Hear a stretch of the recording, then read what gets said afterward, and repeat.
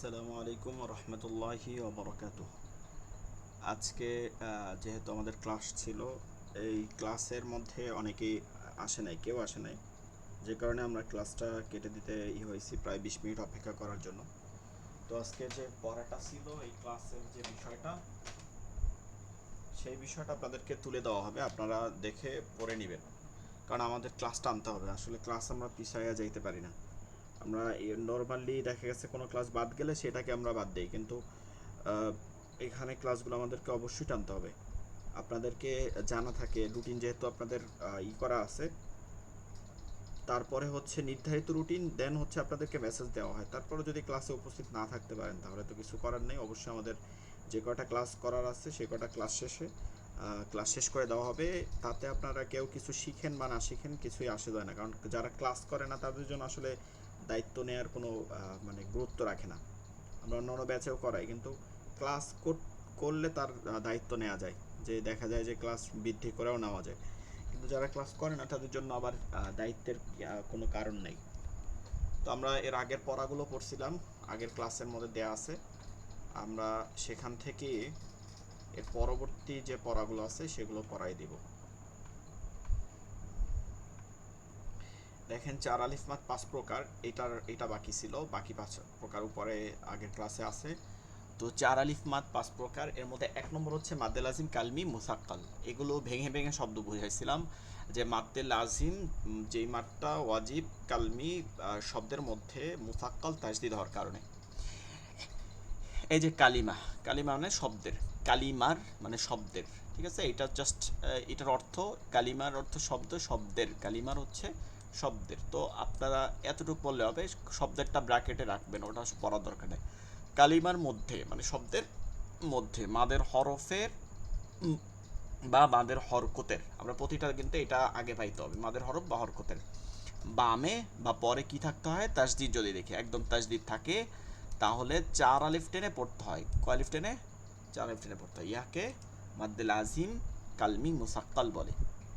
কালিমার মধ্যে মাদের হরফ বা মাদের হরকতের বামে আপনি যখন তাসদিদ পাবেন তখন কয় আলিফ টেনে পড়তে হবে? 4 আলিফ টেনে পড়তে হবে। এটা কিন্তু একই শব্দের ক্ষেত্রে মানে হবে।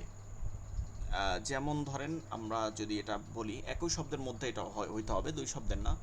কালিমার মধ্যে মানে শব্দের মধ্যে বোঝাচ্ছে। এখন আপনি একই শব্দ বের করতে পারবেন না, বেশিরভাগ জায়গায় এরকম মাদের হরফের পরে যে তাসদিদটা থাকে সেটা প্রত্যেকটাই টান হয়, ঠিক আছে? তো মাদের হরফের পরে, কালিমার মধ্যে মাদের হরফ বা মাদের হরকত, মাদের হরফ জবরের বাম পাশে খালি আলিফ, জের বাম পাশে জজমালা, পেশে বাম পাশে জজমালা ওয়াও, এগুলোর পরে যখন কি হবে, আপনার তাসদিদ হবে, তখন 4 আলিফ টেনে পড়তে হয়। আপনারা এইটা সংজ্ঞাটা অবশ্যই মুখস্থ করে নেবেন। উদাহরণ যেমন হা, হা খালি জবর হা, মাদের হরফ, উপরে মোটা চিহ্ন, চিকন চিহ্ন দেখা লাগবে না, তারপরে জিম আছে, জিম, জিমে উপরে একটা কি দেখতেছি আমরা? তাসদিদ আছে। এই যে মাদের হরফের পরের হরফটার উপরে কি দেখতেছি? তাসদিদ। মাদের হরফ বামের হরফে বা পরের হরফ যেটা বলেন এটার উপর কি আছে? তাসদিদ। তাহলে কি হয়? হাজ্জাতু, একই নিয়মে দাব্বাতিন, দাব্বাতিন, সাখাতু, লাযা, এই যে দত খালিফ জবর দ, লামে তাসদিদ, এটা একই শব্দ। লাযাল্লুন।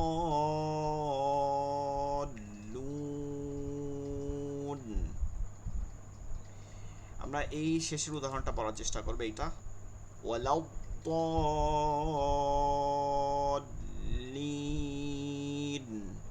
ওয়ালাউ ওয়ালাউ ضالين।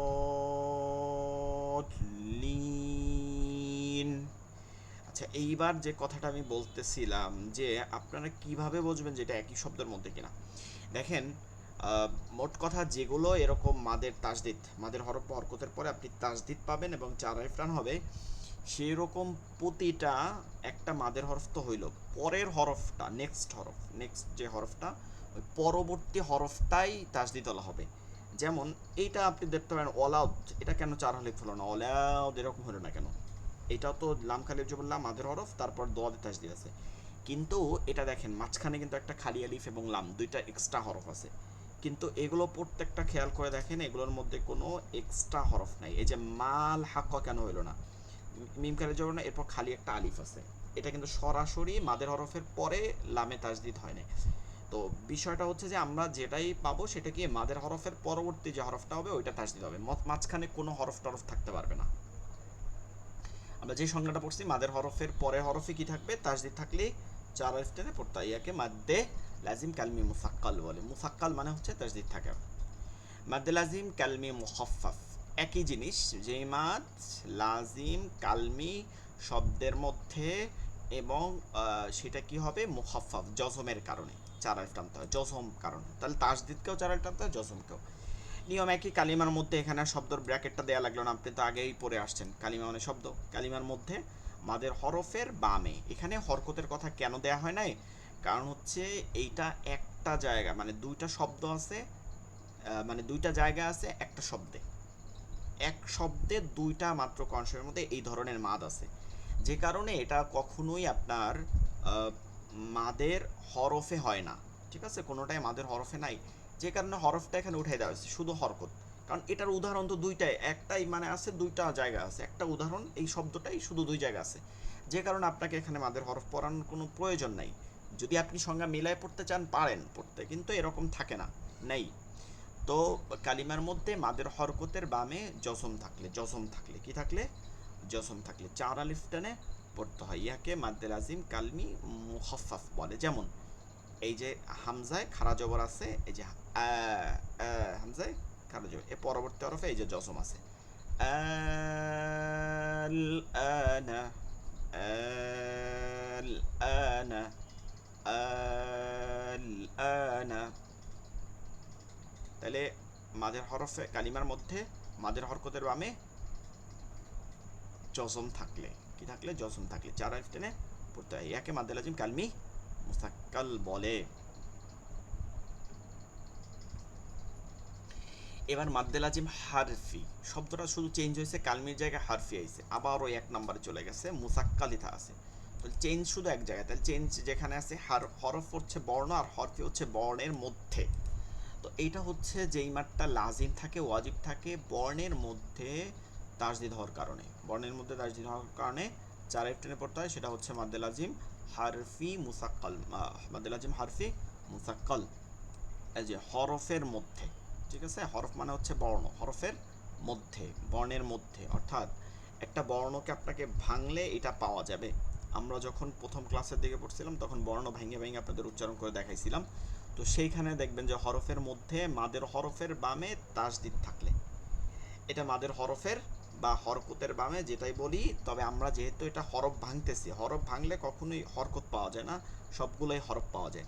তো মাদের হরফের বামে তাসদিদ থাকলে হরফের নাম চার আলিফ টেনে পড়তে হয়, কারণ এটা তো আপনি হরফকে ভাঙতেছেন, এর জন্য হরফের যে নাম আছে সেটাকে চার আলিফ টেনে পড়তে হয়। ইয়াকে মাদ্দে লাজিম হারফি মুসাক্কাল বলে। এটা হচ্ছে যে আমরা যদি বলি হরফের মধ্যে মানে আমরা প্রথম দিকে যেটা পড়ছিলাম 2 নাম্বার লেকচার সেটার মধ্যে ছিল, 2 নাম্বার কি এক, হ্যাঁ 2 নাম্বার লেকচার সেটার মধ্যে হরফের বানান ছিল, মনে আছে না? যেমন ধরেন এখানে লামকে টানতে হবে, এটাকে আমরা যদি ভাঙি, এই লামকে যদি ভাঙি তাহলে দেখব লাম খালি আলিফ জবর লা এবং মিম একটা জজম আছে, এই যে লাম, লাম একটা মাদের হরফ আছে না, এই যে মাদের হরফের পরে মিমে জজম আছে, এইটার উচ্চারণ তো শুধু লামের উচ্চারণ লাম। এটা ভাঙলে আমরা কি পাই, মাদের হরফ পাই। এরপরে যদি মিম ভাঙি, মিমকেও যদি ভাঙি তাহলেও এটা দেখতে পারবো, মিমিয়াজের মি এবং মিমে জজম, মিম মিম মিম, এইভাবে ভাঙলে আমরা এগুলো দেখতে পাই, তাই না? তো এই যে পরিবর্তনটা করতেছে যে এইটা আমরা এটা কিন্তু প্রতিটা অক্ষরের মধ্যে আমরা পাই না। যেমন আলিফ, এটা কেন টান দিলাম না, এটার মধ্যে পাই নাই, কারণ লিফ, লিফ, আলিফ হইছে, আলিফ। ঠিক আছে, আলিফ হইছে, এটার মধ্যে কোনো লামিয়া যে লি এরকম মাদের হরফগুলো নাই, কিন্তু এইগুলোর মধ্যে মাদের হরফ হচ্ছে, যেরকম জসমালিয়া। তো এইরকম মাদের হরফ, এখন এগুলো আমরা ওই সময় আমরা লেকচার নাম্বার 2 দেখতে পারি যদি বোঝার জন্য। আরও সহজভাবে বলি, যেগুলো টান দিয়ে পড়াইছি আমি, যেমন কিছু কিছু অক্ষর বাদে সবগুলোই কিন্তু টান দিয়ে পড়াইছি। যেমন আলিফ, এটা আমরা টান দিয়ে পড়ি নাই, কিন্তু বা তা সা, এখন বা তা সা এগুলো হয় না, হয় কিছু কিছু হরফগুলো, যেমন ল্যাম মিম, বা বাত না, তো শুধু বা হয়, এটা যাই জসম ধরে নাই।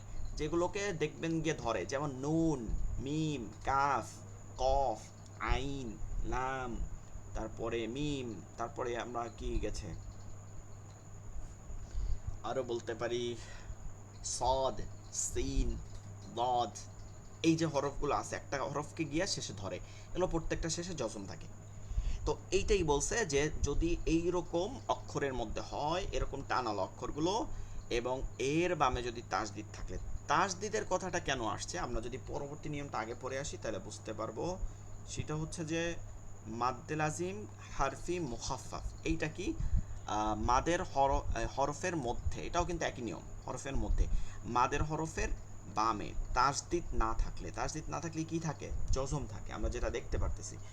তা না থাকলে জজম থাকে, জজম থাকে। হরফের নাম চার আলিফ টেনে পড়তে হয়, ইয়াকে মাদ্দে লাজিম হরফে, একই হরফের নাম। যেমন আমরা যদি এগুলোও ভাঙি তাহলে দেখতে পাবো যে কফ খালি আলিফ জবর, ক ফাতে জজম, কফ, কফ, কফ, এভাবে ফাতে জজম, কফ, এটাকে চার আলিফ টানতে হবে, ঠিক আছে। নুন, সদ, হা, মিম, এভাবে প্রতিটা, তসিন, ইয়াসিন।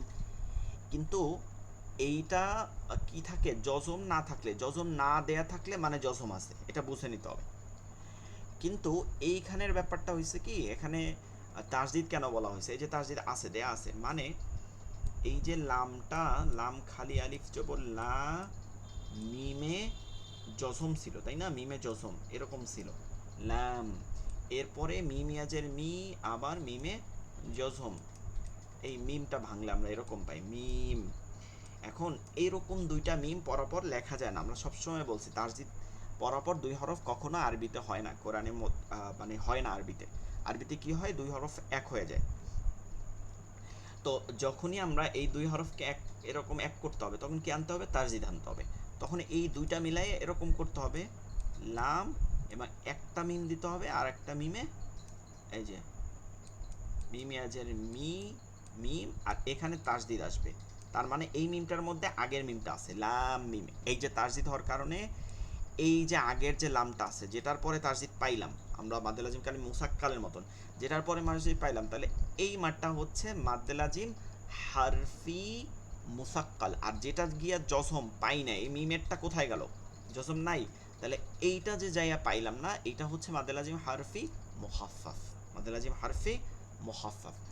এবার আপনাদেরকে বলতে হয়, এইটা আপনার নিয়মটা পড়বেন, যে একটা হচ্ছে হরফের মধ্যে মাদের হরফের বামে তাসদিদ থাকলে হরফের নাম চার আলিফ টেনে পড়তে হয়, মাদের লাজিম হারফি মুসাক্কার। আরেকটা হচ্ছে হরফের মধ্যে মাদের হরফ বামে তাসদিদ না থাকলে হরফের নাম চার আলিফ টেনে পড়তে হয়।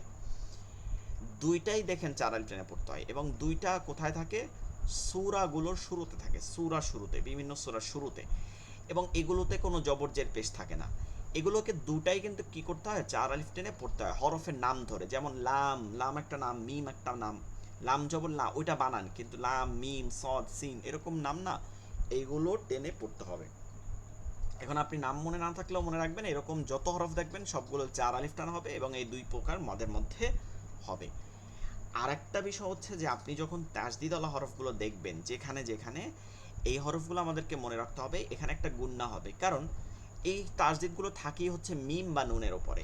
দেখেন এটা মিমের উপরে আছে, তার মানে নুন ও মিমে তাসদিদ থাকলে কি করতে হয়, অজীব গুণনা। এর জন্য লাম মিম, এইখানে চার আলিফ আর এইখানে চার আলিফ, আট আলিফ টান, মাঝখানে এক আলিফ আবার গুণনা, আলিফ লাম মিম صاد, আলিফ লাম মিম রা, তসিম মিম, এটা সিন মিম হবে না, সিম হবে, মিমকে ধরবে, কারণ আমরা তো জানি যে নুনে জজম হইল, এরপরে যদি মিম হয় তাইলে এই মিম, মিম হচ্ছে নুন সাকিন তানবিনের পরে, এটা আমরা সামনে পড়বো গুণা নিয়মে, নুন সাকিন তানবিনের পরে ইয়াওয়াও মিম নুন আসলে পরবর্তী হরফকে তাসদিদ দিয়ে পড়তে হবে, এই মিমকে তাসদিদ দিয়ে পড়তে হবে, তখন সিনের নুন না উচ্চারণ হয়ে মিম হবে, ত সিম মিম, ত তসিন ইয়াসিন কাফ হা ইয়া আইন সদ। এবার কথা হচ্ছে যে আমরা অনেকগুলো হরফে দেখব যে সেটা এর মধ্যে কোনোটা কোনোটা খাড়া জবর দেওয়া আছে। মনে রাখবো যেটা জবরজের পেজ দেওয়া আছে ওটা যেভাবে যে জবরজের পেজ দেওয়া থাকবে ওটা ওই উচ্চারণ হবে, ওটার কোনো আর এক্সট্রা টান দেওয়া যাবে না, যেটা যা আছে। মাদ্দে মুত্তাসিল সর্বশেষ মাদ যেটা আছে এইটা ইজি হচ্ছে, এটা আপনি মাদ্দে মুনফাসিল যেটা পড়ছেন সেম দেখেন মুনফাসিলের জায়গায় মু আছে, তাই মাদ্দে মুত্তাসিল এইটা হচ্ছে মাদের হরফ বা মাদের হরকতের বামে, হরফ বা হরকতের বামে প্রতিটার মতন। আমরা যে লম্বা হামজা পড়ছিলাম সংজ্ঞাটার মধ্যে মুনফাসিলের ওই স্থানটায় শুধু গোল হামজা কথাটা আসবে, গোল হামজা। লম্বা হামজা হচ্ছে আলিফে জবরজের পেশ, আর গোল হামজায় আলিফ হামজায় জবরজের পেশ বলা লাগে না, কারণ কি এটা সবসময় জবরজের পেশ গ্রহণ করে। তাহলে গোল হামজা থাকলে 4 আলিফ টেনে পড়তে হয়, ইয়াকে মাদ্দে মুত্তাসিল বলে। লম্বা হামজা হলে 3 আলিফ, মাদ্দে মুনফাসিল, গোল হামজা হলে 4 আলিফ টেনে পড়তে হয়। যেমন জাআ শাআ উলাইকা, এরকম উদাহরণ আপনারা অনেকগুলো পড়তে পারেন। এবার মাদ্দে এওয়াজ, এটা এক্সট্রা মাদ, ঠিক আছে, এক্সট্রা মাদ, বিশেষ এক আলিফ মাদ। এটা হচ্ছে এক্সট্রা মাদ, যেটা বিশেষ এক আলিফ মাদ বলা হয়েছে। গোলতা ব্যতীত, এটা আমরা কিন্তু ওয়াকফের নিয়মে পড়ে আসছি, এক নম্বর নিয়ম আমরা ওয়াকফের যে নিয়মটা পড়লাম যে 4টা নিয়ম আছে সেখানে এটা পাই যে গোলতা ব্যতীত অন্য কোনো হরফে 2 জবরে ওয়াকফ করলে এক জবরকে মনে মনে বাদ দিয়ে আরেক জবরকে এক আলিফ টেনে পড়তে হয়। ওই মাদটা তখনও ওখানে লেখা ছিল, মনে আছে কিনা, যে এটা একটা মাদ হয়, এটার নাম হচ্ছে মাদ্দে আওয়াজ। শুধু নামটা আপনাকে জানতে হবে, মাদ্দে আওয়াজ। টানটা হয় মাদ্দে আওয়াজ, আফওয়া জানের জায়গায় যা হবে, তাওয়া বা ক্যারি মা মুসাম মা। আপনারা এই অনুশীলনটা সাথে কাজটা করে ফেলবেন, বাড়ির কাজ এটা থাকবে অনুশীলনী, আপনারা এটা কমপ্লিট করে ফেলবেন। আল্লাহ তাআলা আমাদেরকে সুন্দরভাবে কোরআন শেখার মনোযোগ এবং মনের মধ্যে আশা আকাঙ্ক্ষা সৃষ্টি করে দেখ। আগামী ক্লাস থেকে সকলে উপস্থিত থাকার চেষ্টা করবেন। সকলে ভালো থাকবেন, দোয়া করবেন। আসসালামু আলাইকুম ওয়া রাহমাতুল্লাহি ওয়া বারাকাতুহু।